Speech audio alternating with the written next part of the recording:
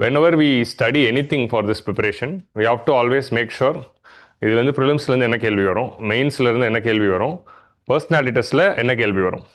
So இந்த மாதிரி ஒரு அப்ரோச்சில் தான் நம்ம மோஸ்ட் ஆஃப் த டாபிக்ஸ் எது படித்தாலும் நம்ம இருக்கணும். அஃப்கோர்ஸ் நாலேஜ் அக்விசிஷன் இஸ் ரொம்ப ரொம்ப இம்பார்ட்டன்ட். நாலேஜ் அக்வயர் பண்ணணும், கான்செப்ட்ஸை புரிஞ்சுக்கணும், ஒரு விஷயத்தை புரிஞ்சு தான் படிக்கணும், நிறைய நாலேஜ் தெரிஞ்சுக்கிறது அவசியம் தான். ஆனால் அதையும் தாண்டி at the end of the day இது எனக்கு ப்ரிலிம்ஸில் யூஸ் ஆகுமா, மெயின்ஸில் யூஸ் ஆகுமா, பர்சனாலிட்டி டெஸ்ட்டில் எப்படி யூஸ் ஆகும், அங்கே என்ன ப்ரிலிம்ஸில் கொஸ்டின் வரலாம், மெயின்ஸில் இது எங்கே பாயிண்ட் ஆகுதலாம், பர்சனாலிட்டி டெஸ்ட்டுக்கு இது எப்படி என்னோட ஒப்பீனியனை ஷேப் பண்ணுது. இந்த பெர்ஸ்பெக்டிவோட நீங்கள் எதையும் வேணும் பார்த்தீங்கன்னா அதுதான் உங்களுக்கு ப்ரிப்பரேஷனோட அலைன் பண்ணும். So when you think with this alignment it will go into your subconscious. படிக்கிறப்போவே கொஸ்டினோட லிங்க் பண்ணி படிச்சிங்கன்னா அந்த கொஸ்டின் எக்ஸாம் ஹாலில் பார்க்குறப்போ இந்த பர்டிகுலர் டாபிக் வந்து உங்களுக்கு வந்து ஹிட் ஆகும்.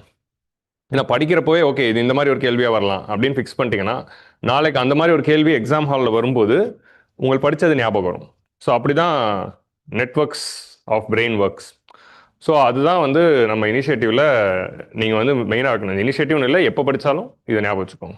ஓகே, ஸோ இந்த இனிஷியேட்டிவோட மெயின் அப்ஜெக்டிவே உங்களை வந்து ரன்னிங் நோட்ஸ் எடுக்க வைக்கிறது தான். ஸோ அதனால் டேக் ரன்னிங் நோட்ஸ்.